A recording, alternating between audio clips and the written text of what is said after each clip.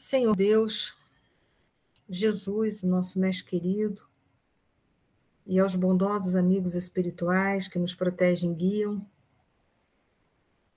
a nossa gratidão por nós termos conhecido essa doutrina, uma doutrina que liberta, que esclarece, mas que ao mesmo tempo nos consola, nos fortalece a fé e a esperança em dias melhores. A nossa eterna gratidão por termos encontrado essa doutrina e estarmos conseguindo, pouco a pouco, compreender um pouco mais sobre ela.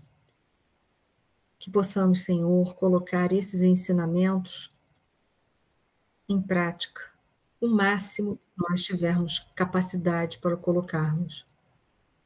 No entendimento de que cada um de nós tem potenciais diferentes diante da dor e diante das dificuldades, mas que todos nós temos o mesmo fim, a felicidade relativa, a perfeição relativa.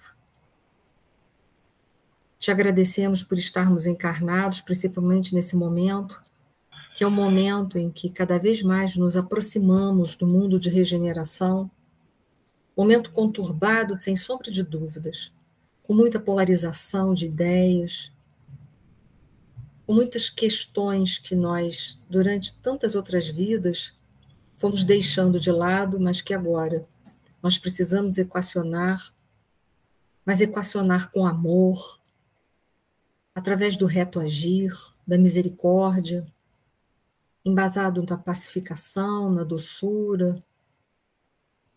Enfim, Senhor, que nós possamos equacionar nossas dúvidas, nossas dificuldades, com muito amor no nosso coração e compreensão.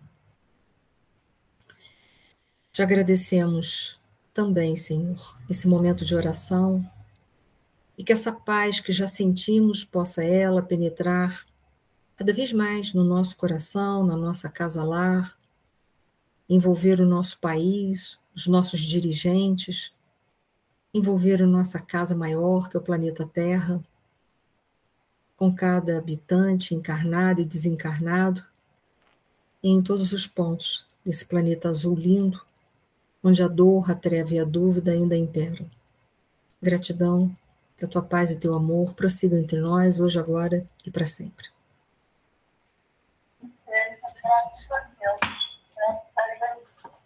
Gente, boa noite a todos que foram chegando, que a gente vai perdendo um pouco o contato, a gente perde um pouco, a gente perde a noção de quem vai chegando aí. A gente vai dar prosseguimento a esse capítulo que é imenso, vocês já viram que ele é muito grande, não tem como fazer isso em 1, 2 aulas, é impossível, a não ser que a gente passe batidos pelas informações, mas eu não quero crer que seja esse o nosso objetivo, porque o que a gente está tentando fazer é entender um pouquinho melhor a doutrina dos espíritos. Então, se a gente passar batido por tudo, né, só para fazer os capítulos, pensando em quantidade, a gente vai perder a qualidade dos ensinamentos que tem nesse capítulo. E a gente está justamente nesse slide em que eu coloquei ali como o sexo como uma força criadora, que ela é uma força criadora. Não só uma força criadora de filhos, né? Não é a união sexual propriamente dita entre um homem e uma mulher que possa gerar um futuro corpo. Não é isso que a gente está falando só. A gente também está falando disso, porque faz parte, né? Faz parte dessa energia criadora, principalmente no nosso momento daqui de estarmos encarnados. Mas o sexo é uma energia criadora muito maior do que só a âmbito genésico. Ele vai muito além. E através dessa energia tão bem direcionada que os artistas, nos vários âmbitos das artes, eles trouxeram grandes obras para a gente, na pintura, na música, e vai por aí afora. Então, esse é o sexo que eu estou falando também. Eu não estou falando só do sexo genésico, mas também do sexo como uma força criadora. E aí a gente vai pegar alguns apontamentos que foram direcionados para o André Luiz, em função das suas perguntas para o Alexandre, e a gente vai tecer algumas reflexões que são importantes para o nosso processo evolutivo. Então, vamos lá. Entre as criaturas, porém, que se encaminham de fato aos montes de elevação, a união sexual é muito diferente. Traduz a permuta sublime das energias perispirituais, simbolizando alimento divino para a inteligência e para o coração e força criadora, não somente de filhos carnais, mas também de obras e realizações generosas da alma para a vida eterna. Então, ele está falando dessa união, quando duas pessoas, né, dois espíritos podem se encontrar e ir muito além do sexo direcionado à área genésica, mas aquelas pessoas que podem se encontrar e construir um potencial ao seu redor de arte, de ajuda, de caridade. Quantas pessoas a gente, né? A gente vê na história da humanidade. Vou citar um exemplo, Gandhi com a sua esposa, né? Através da união deles, da compreensão deles, quanto benefício eles trouxeram, por exemplo, para a Índia. Acho que não foi só para a Índia, porque a mensagem deixada pelo Gandhi, que se resumia, em síntese, na não violência, ela serve para a gente também. Serve para a gente se pacificar. Serve para a gente suportar esse momento de transição que a gente está vivendo, que a gente às vezes fica a um passo de perder a cabeça em muitas coisas. Né? A gente hoje, diante do mal, a gente já se sente indignado. E eu digo, é essa indignação que é o fator, é a grandeza que demonstra o quanto que a gente já está um pouco melhor. Porque se a gente for olhar, for voltar lá para a Idade Média, a gente via que a gente matava as pessoas, largava as pessoas pela rua, a gente passava por cima dos corpos e, isso não dizia nada para a gente, nada. Hoje, por muito menos, a gente fica indignado. Hoje, por muito menos. Né? Não só pelo irmão de espécie, mas também pelos nossos irmãos animais, pelos nossos irmãos vegetais, minerais. A gente hoje já está lutando para manter um sistema ecológico. Olha aí o amor, diferente. A gente hoje já não está mais tão afim de destruir tudo, de ser aquele que contribui para a destruição, de ser aquele que contribui para a usura, para alimentar esse capitalismo dentro de uma sociedade. A gente hoje já está parando para pensar em muitas coisas. Então, olha como a gente também melhorou. A gente não pode olhar só para a gente e encontrar só defeitos, defeitos, defeitos. A gente tem que encontrar as nossas conquistas. Até porque cada um de nós está num patamar evolutivo diferenciado do outro, até no campo sexual. Então, a gente também tem que levar isso em consideração. Nós hoje estamos vivendo uma geração que é diferente, por exemplo, da década de 40, da década de 50, em que a repreensão sexual era muito grande. Depois a gente teve a liberação total. Então a gente vai vendo que são épocas diferentes, contextos diferentes, e cada um dá aquilo que tem. Mas cabe a gente, se a gente tiver mais para dar, cabe a gente ter mais responsabilidade nesse momento. É isso que é o diferencial. Mas não cobrar e olhar para trás com desprezo e desdém por aqueles que estão trilhando, dando seus primeiros passos. A gente não pode fazer isso. Porque senão a gente vai estar agindo numa corrente contra a caridade, a gente vai estar sendo descaridoso. Porque se a gente está aqui, a gente tem uma outra visão hoje do sexo, bom para a gente, mas muita gente não tem. Então a gente tem que ter uma conduta de amor, de misericórdia. A gente tem que ser um pouco educador nesse horário, nesse momento, né? No entendimento que hora a gente ocupa uma função de educador e hora a gente está na cadeira do aluno, porque é assim. Tem um monte de gente que sabe uma porção de coisa que eu desconheço. Então, quantas vezes eu sento muito mais na cadeira do aluno como na cadeira daquele de quem ensina, que às vezes eu sento muito menos. Né? Então, a vida é assim, é esse fluxo, esse refluxo. Né? Hora a gente está num ponto, hora a gente está no outro. E é esse vai e vem da vida, essas posições, se a gente se permite estar nessas posições, que faz com que a gente possa crescer. Se a gente sabe ser aluno quando precisa ser aluno e sabe ser professor quando precisa ser professor, aí a vida foi legal, foi muito bem. Né? E a gente está aqui nesse mundo para isso. Então, isso aqui não é um capítulo de crítica em que a gente está tentando botar ninguém na cruz, mas a gente está tentando olhar e ver o que a gente precisa melhorar na gente, o que a gente pode contribuir para aqueles que estão vindo com mais dificuldade por essa estrada. E aí ele continua: é necessário deslocar a concepção do sexo, abstendo-nos de situá-la tão somente em determinados órgãos do corpo transitório das criaturas. Vejamos o sexo como qualidade positiva ou passiva, emissora ou receptora da alma.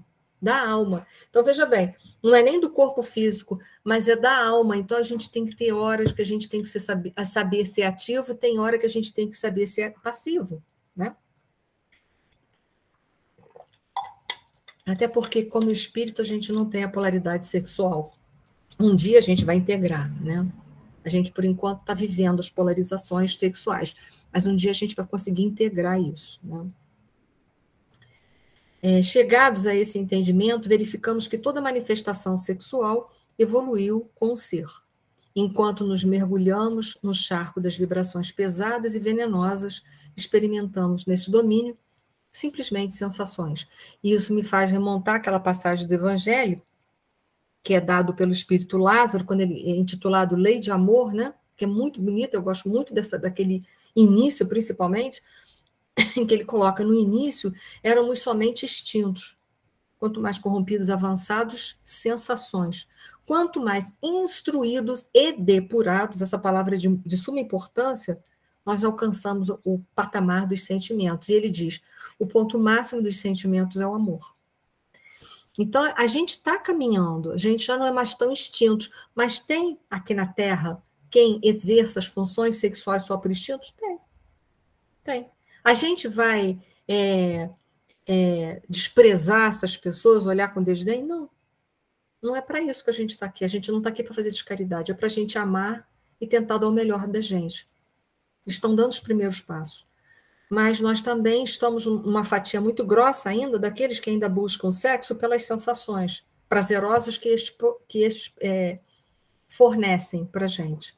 Mas um dia a gente vai estar num outro patamar, no patamar dos sentimentos. E a gente já experimenta muito isso hoje. Como eu disse para vocês, o amor veio evoluindo, o amor ao próximo veio evoluindo, como eu disse. Se a gente comparar o homem da Idade Média ao homem de hoje, a nossa luta é outra. Nossos sentimentos, a nossa sensibilidade é outra. Então a gente melhorou muito. Melhorou muito. Mas ainda tem muita coisa para melhorar. Tá? Então vamos lá. Essa união de qualidades, olha aí, de qualidades e não de quantidade, né? Entre os astros chama-se magnetismo planetário da atração. Entre as almas, denomina-se amor. Entre os elementos químicos, é conhecido por afinidade. Então, olha que bacana o Alexandre colocando para a gente, mostrando para a gente que o amor ele está presente em todo o nosso estágio evolutivo. Lá no reino mineral, lá no reino vegetal, lá no reino animal, lá no reino, aqui no reino nominal. Está presente em tudo, né? Porque no mineral, nas atrações planetárias, ele é chamado como atração. Entre as almas, entre nós, denomina-se amor. Entre os elementos químicos, olha de novo o mineral sendo colocado, né? É afinidade. E entre as plantas, é chamado sensação e irritabilidade, né? A planta também tem essa sensação rudimentar, chamada irritabilidade, que vai dar a ela a busca pelo sol para produzir a fotossíntese e a busca através das raízes dela para promover a alimentação através das raízes, que é chamada energia telúrica. Então, olha que interessante, né? Essa busca. Então, o amor está presente na criação. Então, quem somos nós para falar do amor das outras pessoas? A forma de amor de cada um. A forma de amor de cada um é a forma de amor de cada um. Que possamos nós amar ao máximo. E ponto final.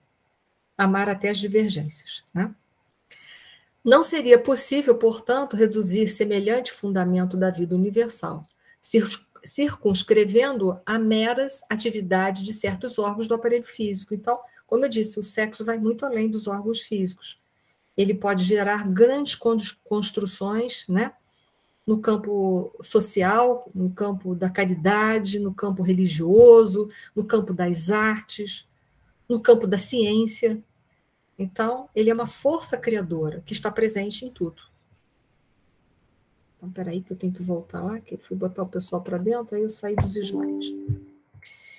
O apóstolo que produz no domínio da virtude, da ciência ou da arte, vale-se dos mesmos princípios de troca, apenas com a diferença de planos, porque, para ele, a permuta de qualidade se verifica em esferas superiores. Há fecundações físicas e há fecundações psíquicas, né? Então, aquele que está lá produzindo ciência, trazendo tecnologia, olha que bonito, quem fez a vacina do Covid estava mobilizado pela energia criadora do sexo, o amor. Olha que legal. Né? Se não fosse o amor desses cientistas, hoje ainda estava morrendo não sei quantos mil por dia, ou até mais, né? Porque o Covid teria tomado conta do nosso planeta. Então, por amor dessas pessoas pela ciência, a força criadora delas foi direcionada e trouxe benefício para a humanidade. Então, nós temos que ser gratos por isso? Temos. Né? É a energia sexual, é a fecundação psíquica, né? Trouxe para nós um benefício, vida para todos nós, gerou vida para todos nós. Imagina se não fosse o Thomas Edison, depois de 5.000 vezes tentando fazer a lâmpada, né? Até que chegou nas 5.000, ele conseguiu. A gente hoje talvez não teria esses filamentos aqui para gerar a luz e a gente estaria na penumbra, ou então ainda com luzinha de vela, né? De lampião, aquelas coisas todas que a gente usava. Né?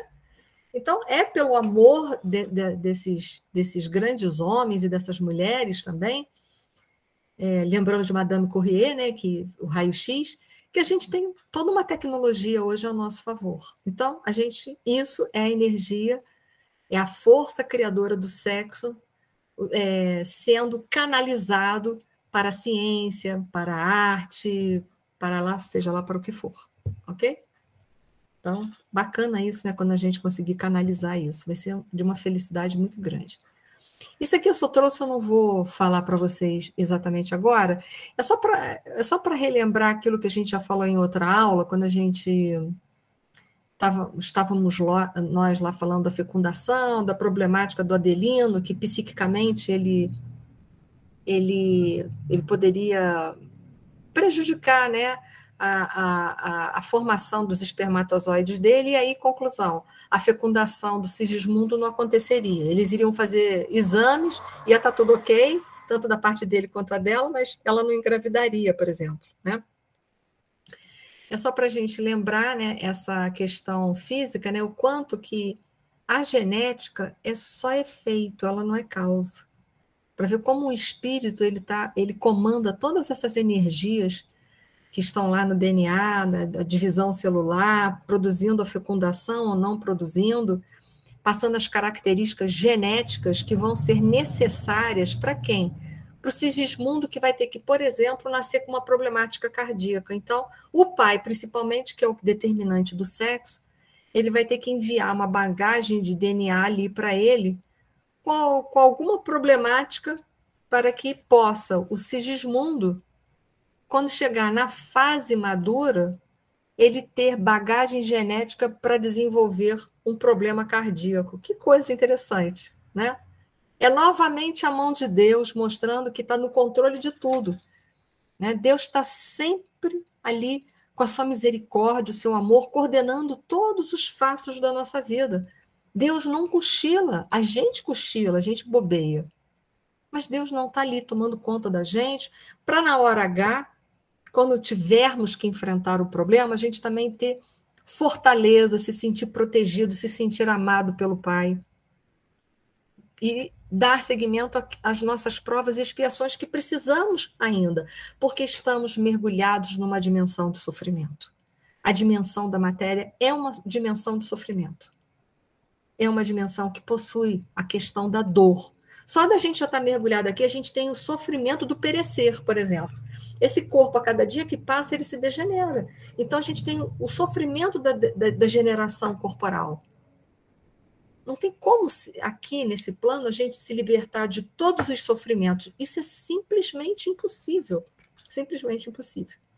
Mas precisamos estar aqui? Precisamos. Se a gente não precisasse, a gente não estava. Né? Se a gente não precisasse estar nessa dimensão supermaterial, a gente não estava aqui, a gente estava em outro lugar. Se a gente está aqui é porque a gente precisa. E se a gente precisa, a gente tem que aceitar. Adianta a gente bater o pezinho no chão e falar, Deus, eu não acho que eu mereço isso, eu não quero. Não adianta nada. Você vai apenas agravar um processo de dor na sua vida. Então, isso aqui foi só para ilustrar, que são bagagens genéticas, né, que fazem parte da união de duas células, cada uma tem que estar carreadas com os processos genéticos adequados, com as características físicas, com os potenciais patológicos dos órgãos em questão. Ali ele tem que trazer esse potencial. Então, para dizer que está tudo ali na bagagem genética, mas não é um jogo de dados, não. Na hora H, a gente vai ver a reencarnação de Sigismundo, vai haver um processo magnético que vai escolher exatamente o espermatozoide adequado para dar as características físicas do Sigismundo e, ao mesmo tempo, fornecer questões genéticas para quando ele tiver que chegar na idade madura e ter a patologia cardiológica, ela se apresenta. Então, a gente não sabe nada. E a gente ainda acha que tudo isso é um jogo de acaso. Isso não é acaso, o acaso não existe. O acaso é uma desculpa que a gente dá para aquilo que a gente não consegue entender. Então, como a gente não consegue compreender as leis de Deus, a gente, às vezes, dá o nome do acaso. Só que com a doutrina dos espíritos, o acaso não existe. Tem até uma frase, né? O acaso não existe, leia Kardec. Né? E aí a gente vai ver que o acaso não existe mesmo. É isso aí, né? As características cromossomiais de acordo com o karma. Ó, a modelagem fetal e o desenvolvimento do embrião obedecem às leis físicas naturais, qual ocorre na organização de formas em outros reinos da natureza. Mas em todos esses fenômenos, os ascendentes de cooperação espiritual coexistem com as leis, de acordo com os planos de evolução ou resgate. Nosso concurso, portanto, em processos tais, é uma das tarefas comuns. Ou seja, o que ele quer dizer? Uma vez escolhidos a bagagem genética, aí sim ela vai funcionar automaticamente. Mas a bagagem, os cromossomos exatos, precisam ser escolhidos para formar aquele corpo e todo o planejamento reencarnatório sair de conformidade com aquilo que foi planejado. Então, é isso aí que está querendo falar, isso daí. Tá? Então, uma vez escolhido no caso, vamos dizer aqui, o espermatozoide correto com a bagagem genética, o resto do processo obedece às leis físicas naturais. O resto do processo, mas entenda, quem determina são os ascendentes espirituais, tá? De cooperação, que vai estar de conformidade com a questão evolutiva e de necessidade do nosso querido Sigismundo que está reencarnando. Foi para todo mundo? Então, vamos seguindo, tá? Estou tentando não aprofundar demais em ciência, porque não tem essa necessidade. Uniões sexuais, né? Com relação a isso é uma pergunta do André Luiz, né? André Luiz pergunta para Chuchu, mas a gente também, se estivesse no lugar dele, perguntava. Com relação às uniões sexuais, de acordo com o seu parecer, todas elas são invioláveis? Porque ele está perguntando, porque quando o Adelino e a esposa dele, né, vão ter a relação sexual, eles saem do quarto. Então, ele quer saber se todas as uniões sexuais são assim. É dentro de um clima de respeito, a espiritualidade respeita, fica para fora do quarto, protege, o quarto não é invadido por nenhuma entidade. Ele quer saber isso, né? E a gente vai ver que toda regra tem exceção, porque cada um é cada um. Isso não, aduziu o instrutor atencioso. Você não deve esquecer que aludir a lares com bases retas, ou seja, o casal, né, que procura ter uma vida melhor possível, não é ser santo, não. Procura ter uma vida correta, né, no reto agir. Todos os encarnados que edificam um ninho conjugal sobre a retidão conquista a presença de testemunhos respeitosos que lhes garantem a privacidade dos atos mais íntimos, consolidando-se-lhes as fronteiras vibratórias e defendendo-as contra as forças menos dignas, tomando por base dos seus trabalhos os pensamentos elevados que encontram no ambiente doméstico dos amigos.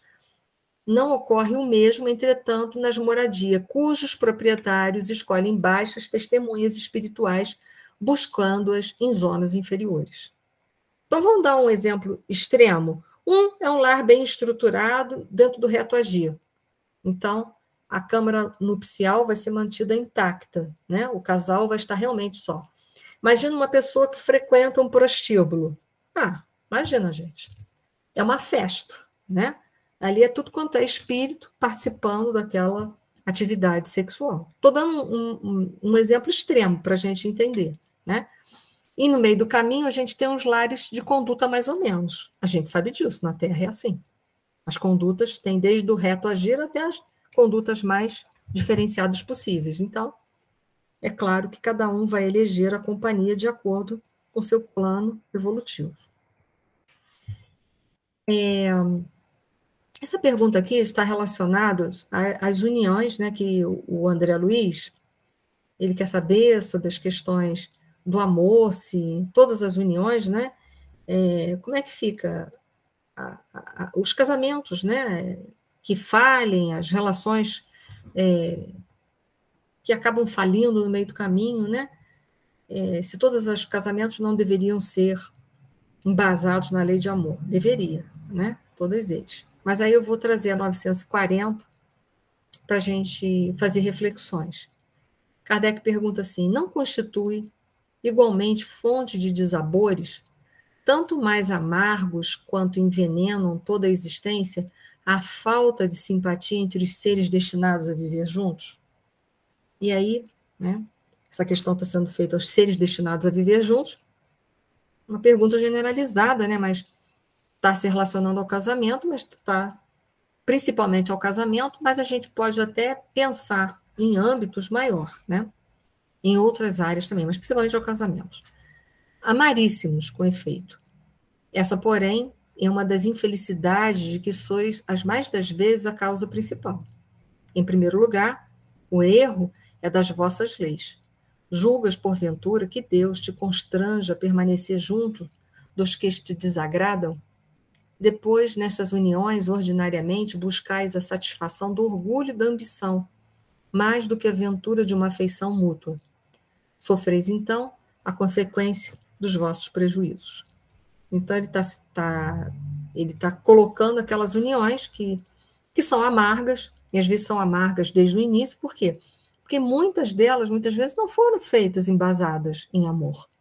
Quantas uniões há na Terra que a gente sabe que duas almas se unem pelos interesses mais diversos? Porém, o único que não vai participar daquela união é o amor, mas os outros interesses estão todos embutidos. Então, aqui a referência é isso daí, tá? E aí ele continua falando das uniões. Entendo a magnitude de suas elucidações, afirmei, respeitoso. Entretanto, considerando o perigo de certas atitudes inferiores dos que assumem o compromisso da fecundação de um lar, que condição, por exemplo, é a da esposa fiel e devotada ante um marido desleal e aventureiro no campo sexual? Permanecerá a mulher nobre e santa à mercê das criminosas testemunhas que o homem escolheu? E a gente vai ver que Deus é misericordioso. Não, disse Alexandre. O mal não pode perturbar o que é genuinamente bom. Em casos dessa espécie, a esposa garantirá o ambiente doméstico, embora isso lhe custe as mais difíceis abnegações e pesados sacrifícios. Entenda bem, olha só, o mal não pode perturbar o que é genuinamente bom. Genuinamente. Não é aquilo que aparentemente é bom. Porque nós vivemos numa sociedade em que as pessoas aparentam ser e não são. Ele está falando daquilo que é verdadeiramente bom. Então, ela será preservada, porém, a uma custa, a um preço, né? Pagar. Mas, cada um é que sabe de si. Há aqueles que vêm na Terra e pedem para pagar esse preço. A gente sabe que há casamentos feitos dessa forma. No plano espiritual, é planejado que, por exemplo, pode ser a mulher, né? Que ela irá ser uma criatura abnegada em face a um marido em potencial não quer dizer que ele tenha que ser, mas em potencial infiel. E muitas vezes é feito os planejamentos na espiritualidade, e ela aceita, sabendo que ele poderá derrapar, que tem tudo para dar certo, mas que ele poderá derrapar. Então ela sabe que a vida dela está garantida. Porém, é um preço, né? É um preço, porque é uma questão vibratória. Qual mulher que não pressente, principalmente na sensibilidade feminina, que o homem não está sendo 100% fiel a ela, né? Então, é um preço que se paga, a gente sabe disso. Mas algumas uniões são feitas dessa forma. E aí, então, chegou o verdadeiro dia, depois de terem já pacificado o coração do Adelino, a Raquel, todos eles já estão preparados, né? Agora vem a parte final desse processo reencarnatório, que é a ligação do Sigismundo a sua futura, a seu futuro corpo, né? Que tudo vai começar por uma célula, que a gente já viu isso também na aula passada, lembra? O momento em que há a fecundação, que o espermatozoide fecunda o óvulo, nesse instante já começa a acontecer a ligação do perispírito, do espírito reencarnante, com aquele futuro corpo que vai se desenvolver ali através dos processos de mitose e meiose, ou seja, de divisão celular. Tá? Então, por isso que na doutrina dos espíritos, a doutrina dos espíritos, ela não aprova a pílula do dia seguinte. Por quê? Quem garante, né? Quem garante que ali não tenha um espírito já ali se ligando? Então, pelo sim, pelo não, como a gente não tem como verificar isso, o melhor é não tomar a pílula do dia seguinte, por essa razão, tá? Porque a gente não tem, a gente tem como saber se já tem um espírito ali se ligando? Não. Então, se não tem como, não faça uso, é melhor, por essa razão, tá? Pode falar, Ana Lúcia. Eni, no caso da inseminação artificial, quando há lá a ligação entre o óvulo e o espermatozoide, feito dessa forma, o espírito também, a partir do momento que há aquela união, ele também está se colocando ali. Como é que é isso? Porque é uma coisa artificial, né? Essas questões artificiais é assim. A gente sabe que no caso da. Você fala daqueles bancos, né? Onde guardam, é isso? Sim. Isso. A gente sabe que de todas as células que foram ali fecundadas, são implantadas inúmeras daquelas, não sei se você sabe que é assim que se processa, Sei. no útero da mulher. Mas a gente sabe que nem todos são fecundados, né? As que não foram fecundadas é porque, com certeza absoluta, não houve união do espírito com a matéria em momento nenhum, tá? As que não foram fecundadas.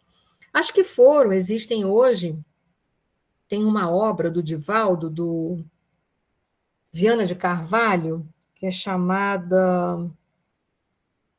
Daqui a pouco eu vou me lembrar o nome da obra. Atualidade do Pensamento Espírita. É uma obra do espírito, Viana de Carvalho, psicografia de Divaldo Franco. Tem lá uma questão sobre a inseminação artificial. Eles dizem que alguns espíritos ficam verdadeiramente ligados àquelas células em processo de congelamento por fatores expiatórios. Isso é uma teoria, mas entenda, isso só tem uma fonte, que é esse livro do Divaldo. Então, a gente não pode assumir isso, pelo menos inicialmente, como uma verdade absoluta. Mas como esse banco, né, ele funciona assim, às vezes você vai usar aquelas células que foram fecundadas muitos anos depois, e há uma fecundação, isso pode ser uma verdade, pode ser, ou não. Por quê?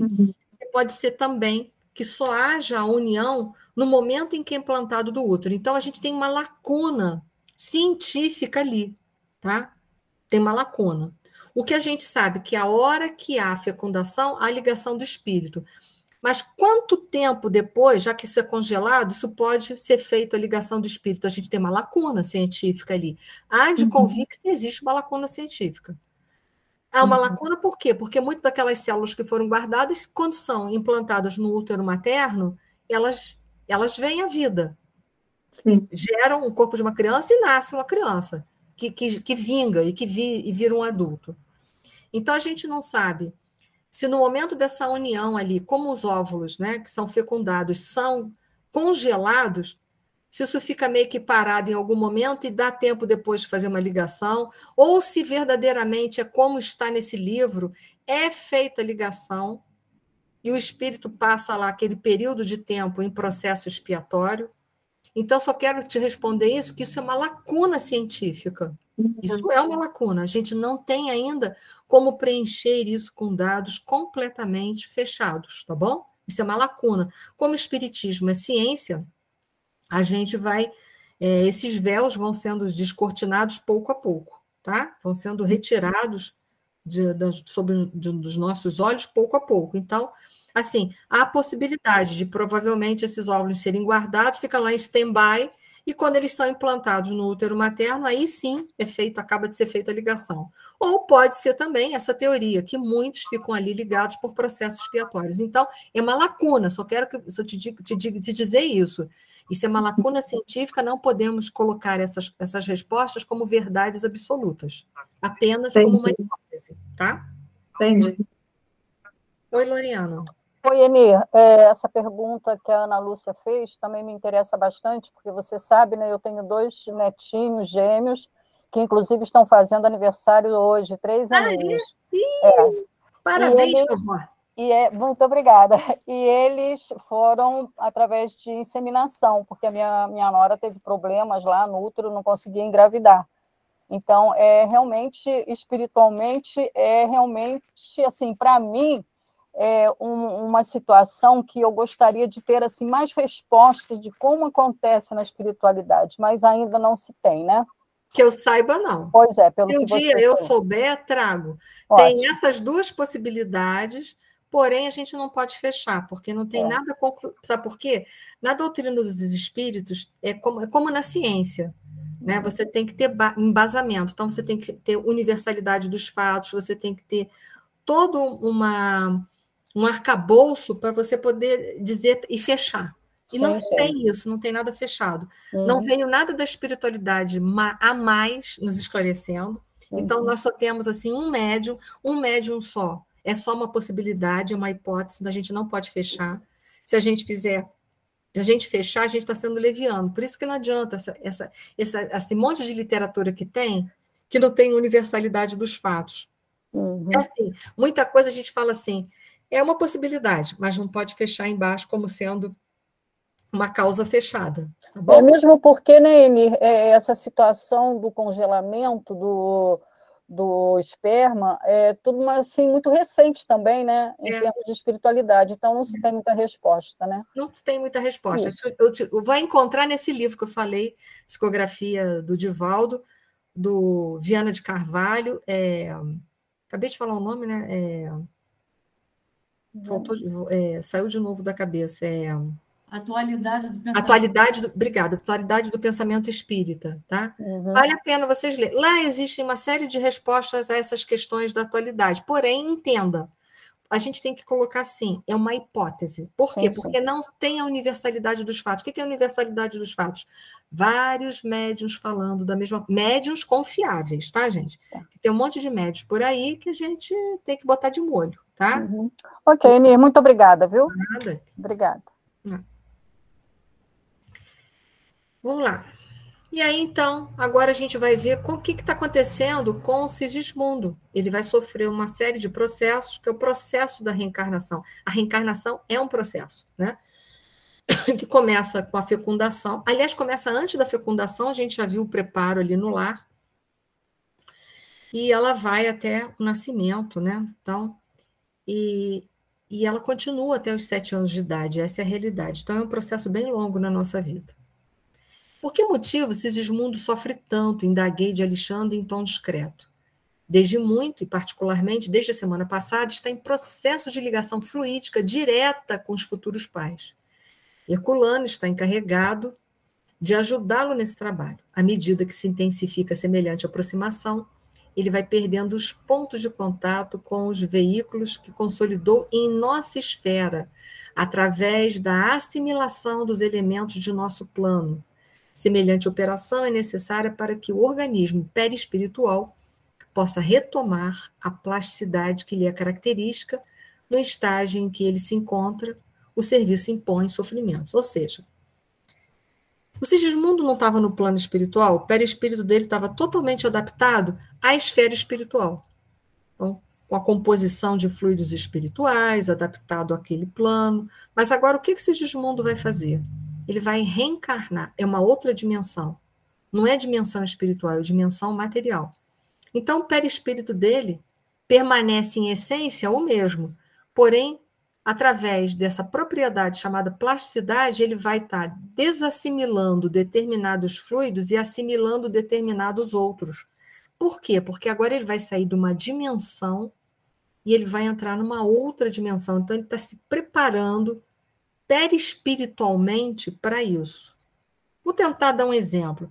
Vocês sabem que os mergulhadores de grande profundidade, quando eles vão subindo, eles têm que subir devagar. Vocês sabiam disso? Senão ele faz uma embolia gasosa e ele morre.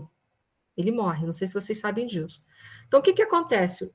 Os mergulhadores de profundidade, eles vão, na hora da subida, eles têm que ir fazendo uma adaptação fisiológica ao corpo físico. Para quê? Para eles não morrerem. É mais ou menos essa adaptação do Sigismundo. Ele está fazendo uma adaptação. Ele está saindo de um plano espiritual e está indo para a dimensão material. Então, o perispírito dele está sofrendo modificações. Eu não sei se a Zezé está com a mão para cima porque quer falar ou porque ficou sem querer. Não, você falou dos mergulhadores. O meu cunhado foi mergulhador, ele já está aposentado. Ele mergulhava 300 metros. E ele ficava um mês fora, né? 22 dias, 28 dias. Dentro de um sino eram 22. Eles levavam 3 dias para comprimir e 3 dias para descomprimir. Até o gás dentro do sino era trocado. Eles respiravam o gás hélio. Porque tem que fazer a adaptação, senão morre. Teve um rapaz que se queimou, porque dentro da roupa da borracha dos mergulhadores corre um tubo de água quente. Sabia e esse tubo se rompeu, queimou o rapaz. Ele não pôde sair do sino. Ele ficou lá sofrendo com a bolha. Meu Jesus. Porque não podia descomprimir, de repente, porque senão morre mesmo. Morre mesmo, a gente sabe que morre. É uma profissão altamente perigosa. Altamente perigosa. A gente sabe disso. Né? E isso é esporte, né? Tem muitos lugares que isso é esporte, né? Não, mas meu cunhado não era esporte, não. Ele era profissão, na Petrobras, ele consertava essas plataformas de mergulho, né? Da Petrobras. Sim. Tinha umas lá mais para dentro que eram poucos mergulhadores que mergulhavam 300 metros. Eu sei. Mas isso ele é muito mergulhava. sacrificoso. Nossa, isso é muito sacrificoso, meu Deus. Mas eu tenho isso foi só um parâmetro para a gente entender, né? Como a gente precisa, para sair de um meio e entrar no outro, né? A gente está numa dimensão material, mas como ele está em grande profundidade, Adaptação, ele precisa. Né? Tem? Adaptação. Ele vai sair de um meio muito denso, muito comprimido, né? E tem uma pressão. Agora muito você grande. imagina como é que foi a adaptação para Jesus encarnar aqui, né? Pois é, essa adaptação da vinda de Jesus é complexa. Né? Pode falar, Márcia. Eu acredito que a adaptação do plano espiritual para o nosso mais denso seja até mais complexa, sim. mais dolorida. Se você for pensar que a gente leva 7 anos para terminar da reencarnação, né? Olha que processo longo. Desencarnar, se a gente não for muito malzinho, né? A gente desencarna rápido. Agora, se a gente for meio espírito de porco, aí fica pelejando, né? O espírito de porco é por minha conta, tá, gente? Tá. Mas é bonitinho o espírito do porco, né? Porquinho tem aquele narizinho redondo, é uma gracinha o bichinho, né? Então, assim, entenda, se não fosse uma das propriedades do perispírito, que é a plasticidade, é uma das, né? Essa capacidade de adaptação, de remodelação do nosso perispírito, a gente não poderia, por exemplo, encarnar, né? O que é a plasticidade? Alterações morfológicas que ocorrem na função dos contínuos comandos mentais do espírito, quer dizer, é preciso um comando mental do espírito para que haja a plasticidade. Em decorrência dessa propriedade, temos também a expansibilidade, que confere expansão e exteriorização do perispírito nos fenômenos de desdobramentos e de doação de fluídicas. A plasticidade também, além dela ela dá essa capacidade de alterações morfológicas, que a gente vai ver que vai acontecer com o Sigismundo, ele vai miniaturizar, vai ficar da forma de uma criança, mas temos a plasticidade patológica, que é quando o espírito desencarna e toma a forma de animais, né? Que é a zootropia, mas isso é um outro assunto. mas se não fosse essa propriedade do perispírito de ser altamente sensível aos comandos, à força mental, o perispírito não teria capacidade nem de atuar mediunicamente, nem de reencarnar, e não sofreria mudanças no pós-morte, né? Então, tem todo esse processo para a gente poder compreender, tá? Só trouxe para relembrar. E aí, os nossos amigos que entendem lá de genética no plano espiritual estão examinando os mapas cromossômicos, né, que dão os cromossomos dão as características nossas físicas, né, cor de cabelo, altura, peso, cor dos olhos, problemas orgânicos que nós teremos que ter ou não, enfim.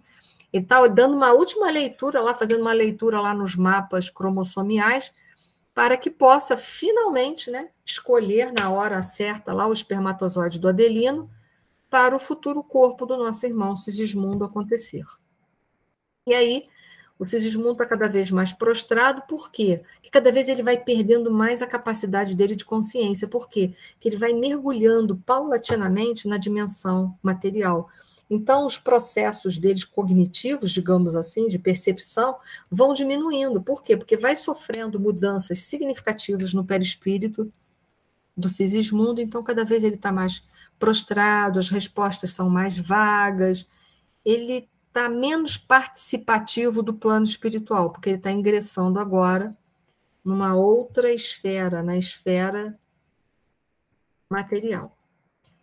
Bom, o Sigismundo está com uma preocupação muito grande, né? Ele pediu para reencarnar, mas ele tinha um trabalho lá no plano espiritual que ele vinha fazendo. E ele está preocupado com esse trabalho, né? E também está preocupado se ele vai ter forças suficientes para passar por todas as provas e expiações. Eu entendo ele perfeitamente, porque eu tenho essa sensação de que todos nós temos isso, né? Porque a gente faz um monte de plano lá em cima para acertar aqui embaixo, mas quando chega aqui, a gente sabe que pesa, né? As mínimas coisas que a gente tem que fazer aqui parecem que são imensas para a gente fazer. Então, o medo de falir era presente nele, mas eu tenho a impressão que é presente em todos nós, né? Porque a gente está consciente de todo um processo. Já sabe que errou em outras vidas. E a gente agora não quer errar mais. Então, o Sigismundo está cada vez mais preocupado, mas ele está sofrendo todo o processo de adaptação perispiritual. Mas ele está preocupado com as coisas que ele deixou para trás, né? Então, a gente precisa soltar a corda, né? Soltar a corda, deixar o que está para trás a cargo de outros prosseguirem e fortalecer a nossa fé e a nossa esperança de que a gente vai mudar. A gente vai mudar. A gente tem potencial para mudar. A nossa reencarnação é para ser um sucesso. Por isso que ela é planejada, para que ela seja 100% um sucesso. Pode ser que a gente saia daqui, não seja um 100%, né? Seja 90%, 80%, 70%, 60%, sei lá, né? Até menos. Mas é importante a gente conseguir alguns pontos aqui. Eu acho isso, que a gente não pode perder o foco. Existe, então, perguntei sobre forte interesse, aqueles que reencarnam inconscientes do ato que realizam? Sim, né? Certamente, respondeu ele. Assim também como desencarnar diariamente na crosta, desencarnam, né, diariamente na crosta milhares de pessoas sem a menor noção do ato que experimentam. Então, assim como reencarnar a gente perde a consciência, a gente também desencarna. Tem gente que está desencarnado no plano espiritual que não sabe até hoje. Para quem já trabalhou em mesa mediúnica, quantas vezes os espíritos se manifestam, não sabem nem que morreram. Estão ali perguntando por quê, não entendendo o que acontece com eles, que eles falam com as pessoas não respondem. Eles não entendem, né? Então, assim como se desencarna sem saber que desencarnou, se encarna também, muitas vezes, muitos espíritos encarnam e nem sabem que já estão reencarnados, né? A maioria dos que retomam a existência corporal na esfera do globo é magnetizada pelos benfeitores espirituais que lhe organizam novas tarefas redentoras, e quantos recebem semelhante auxílio são conduzidos ao tempo maternal de carne como crianças adormecidas. O trabalho inicial, que a rigor lhes compete na organização do feto, passa a ser executado pela mente materna e pelos amigos que ajudam no processo do plano. Então, todo aquele processo de miniaturização, aquela coisa toda é feita pelo pensamento da mãe, e pelo pensamento dos amigos espirituais, porque ele não tem nem como participar, como a gente vai ver que o Sigismundo está tentando participar o máximo que ele pode do processo reencarnatório dele. São inúmeros os que regressam à crosta nessas condições, reconduzidos por autoridades superiores de nossa esfera de ação, em vistas das necessidades de certas almas encarnadas, de certos lares e determinados agrupamentos. Então, a gente já sabe que, é só para reforçar que cada reencarnação é única, a nossa, cada uma foi única, e como todas as desencarnações também são únicas, tá? Não são iguais. Por quê? Os níveis de consciência são diferenciados. Até os nossos. A gente, talvez, em outras vidas, tinha menos, com certeza, menos consciência do que a gente tem hoje. Então, é claro que todas as desencarnações e reencarnações foram diferentes. E vai continuar sendo assim. Porque a gente está nesse dinamismo evolutivo. Pode falar, Célia. Tomir, então, conforme isso aí que você acabou de falar, quer dizer que é conforme a nossa consciência, o nosso entendimento, né?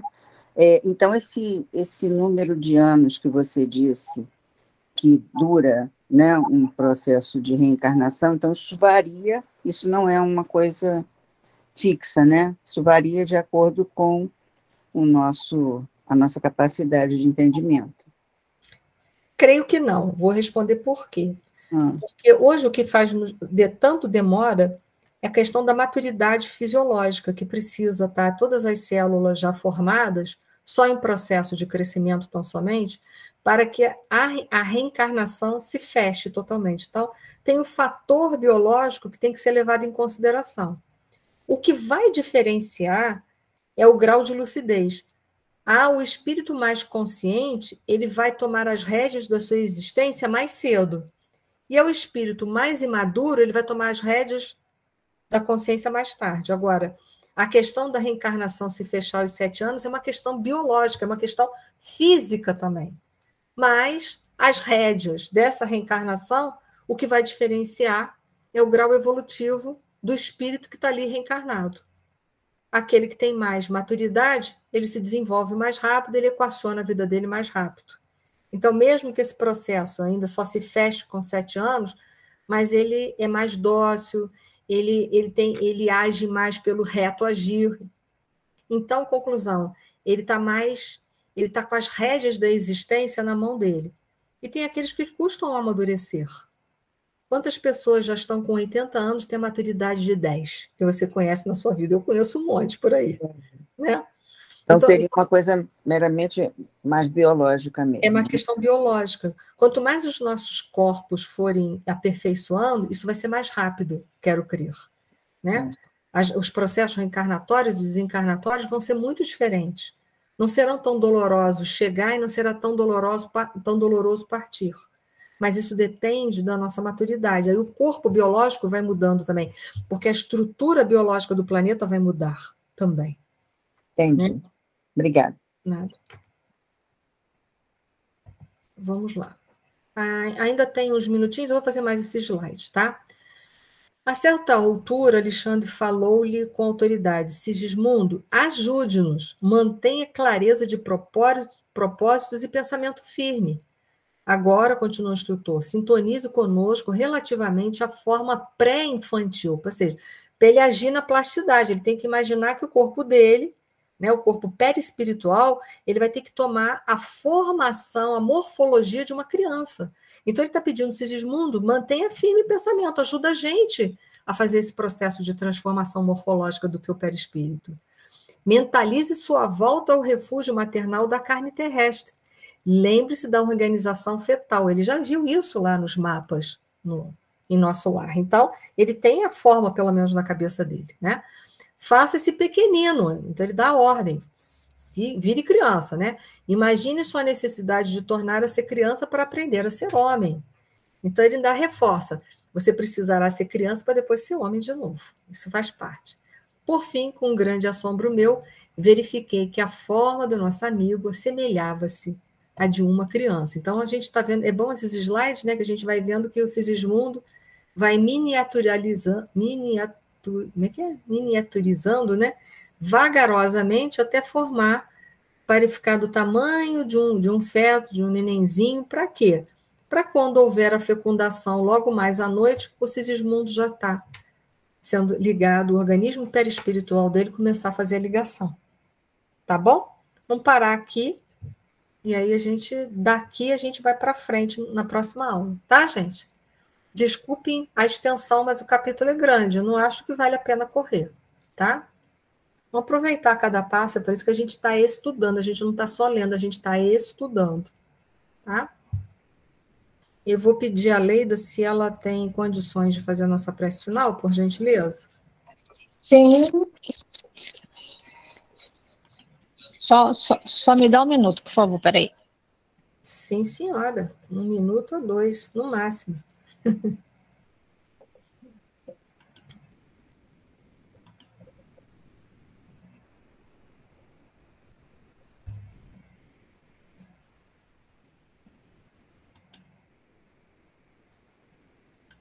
Muito bem. Cheguei.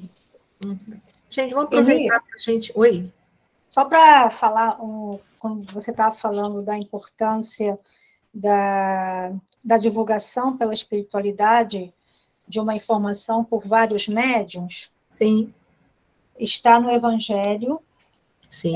No capítulo 21, Falsos Cristos e Falsos Profetas, a partir do item 10. E também está no Evangelho segundo o Espiritismo, introdução, onde vai falar da universalidade também. Dos ensinos, tá? Isso, no início também. Aqui na minha página, as minhas páginas podem ser diferentes do pessoal, então também está na introdução, isso aí, sim. Vou aproveitar. Pode falar, Leita. Todo o item 10 do capítulo 21, Falsos Cristos e Falsos Profetas, se refere a este fato.